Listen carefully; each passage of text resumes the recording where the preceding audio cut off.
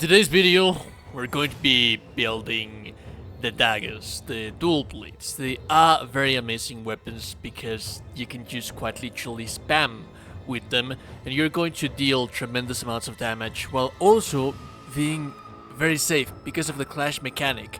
We are going to deep dive into the clash mechanic a little bit when we talk about the repository and the actual things that we're going to be speccing into. But first, I like to actually talk about the weapons and what is it, what's the best possible weapon for everything. Because there's a couple of things that you need to have into account when it comes to the actual skills that it has. The skills that you can change. There's skills that you can change and there's skills that are native to the weapon, and there's also the scaling, which is very important, and based on that, that's going to also define the damage that you're going to deal. There's a couple of very good weapons, and in here I'm just building towards the ones that I believe to be the best ones. And in my personal opinion, you can of course be against this, but I'd say that the best possible weapons would be the twin bandits, if it were not because of how poor their actual skill is. You do have block, so that's kind of amazing. I mean, I actually kind of like that because block, it's very useful. If you want to have a little bit more of usefulness when it comes to the actual skill, I'd say that the firearms blades are very useful, especially when exploring throughout the world, because these guys basically flinch anyone else. What you need to have into account is that daggers are usually going to have their best scaling out of agility. So you will see this one right in here has amazing agility scaling. So this one right in here has level 4 on agility scaling, but it has 3 levels into strength scaling. There's a couple other ones, as this one right here, the unequilibrium blades. I do not like these guys that much because they only have like this basic scaling on level 3, so that's not ideal. The twin bandits, I believe, out of the all ones that I have, these are the ones that have the highest possible scaling out of everything. It has a level 5 agility scaling. Then again, I do believe that the firearm blades are actually kind of nice. They don't diminish their damage that much, as you can see right in here. And then you have things like the beta severance. Now, the problem with these guys right in here, yes, they do have a better agility scaling, but also you're going to diminish your damage that much more because of how the impetus repository is going to work in here. And essentially, you can't really focus that much on agility like you can if you want to build towards here, but you're still going to be taking chip points at all times. There's no avoiding it. Sometimes you are going to be required to take chip points into strength to reach the agility.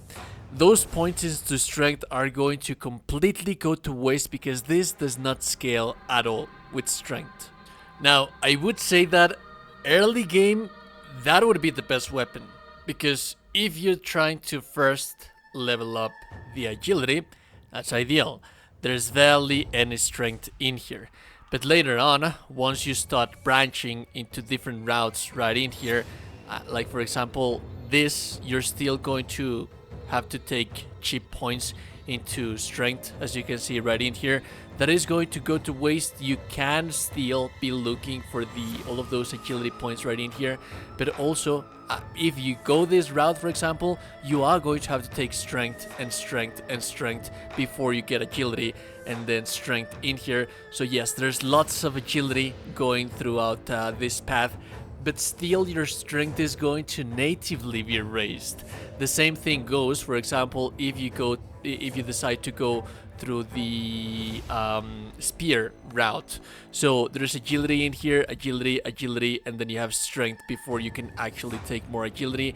There is dedicated agility right in here.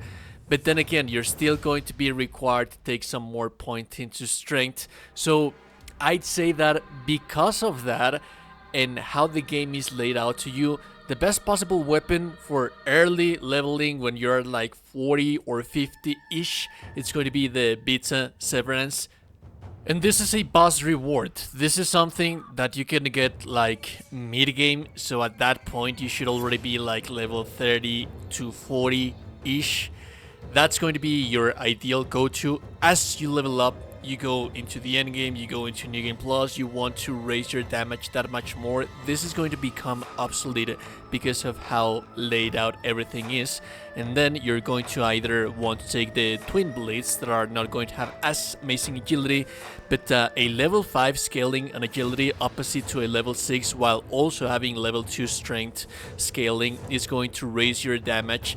As you can see right in here, we would be losing at around 200 points in damage because of how scaling would be laid out in here. Then again, like I said, it's also very ideal to have the firearm blades. You can get these guys on the first portion of the game, and they are going to be ideal as well. As a matter of fact, I think that I like the firearms blade skill more, and actually that's the one that I use, because it's very easy to generate clashes with the actual skill of this weapon. So we do not want the skill for this weapon for pure damage on itself, but because of how quite literally invulnerable you become by using the skill. So now let's talk about clashing your weapon. It is very important to note that you cannot clash against basically anything that the game throws at you. You clash against enemies that have weapons. This is also true for the bosses that you have out there. But you do need to have in mind that sometimes bosses do like martial arts attacks with their fists or their feet. If they attack with those and you're trying to get a clash, it's not going to go through. The same thing goes for monsters. If a monster is holding a weapon but they're using their actual fists to deal damage to you, you're not going to clash. You need to clash against a weapon. That is the actual thing that you need to have in mind. Now, this is going to grant you natively the clash, but also the one thing that you need to have in mind is that that is more often than not going to be on the 4th, 5th, and 6th attack, so the wind-ups are not going to have that much of clashing, which is why you want to get the Deadly Shadow, because the Deadly Shadow gains you a clash by dodging.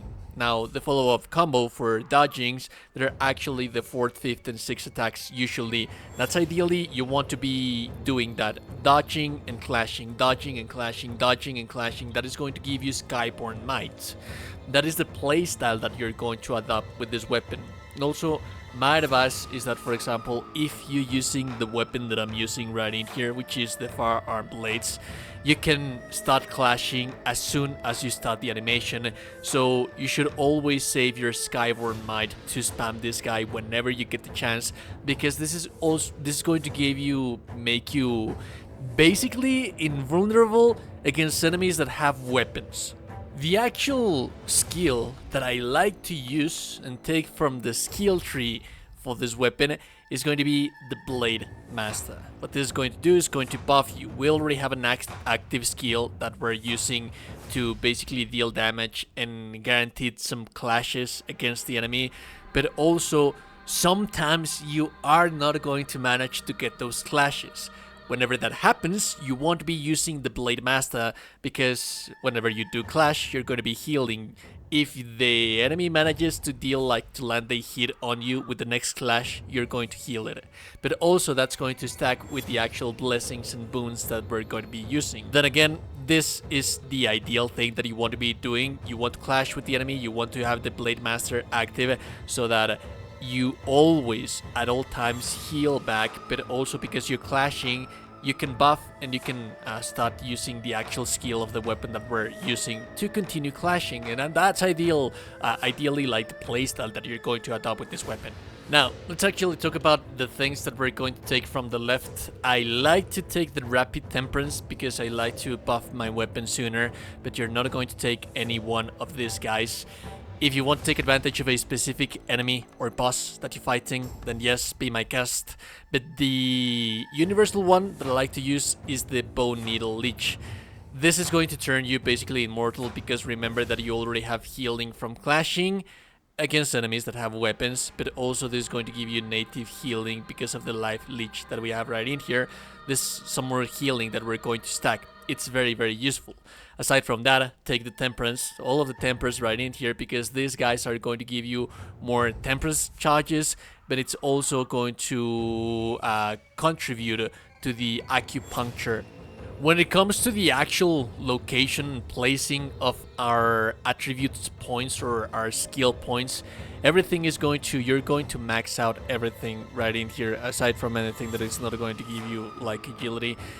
Vitality is very needed, especially because you need to have enough health to trade back and out heal the things that you are healing at the end of the day. But the most important thing would be to max out your agility. Now, once that is done, we can start focusing on things like the spear tree or the sword tree. As a matter of fact, I'd say that in here I have way too many strength points that I do not actually want to have. So we can actually take all of these notes right in here. Let me actually see if I can find a note that is going to give me more in return. All of these points that I got right in here that they were focused for strength, I did want to have this because of the vitality. That vitality is actually pretty useful. But this left side, this left portion, this is the one that is going to give you the most agility out of the spear tree. And then you go into the sword tree.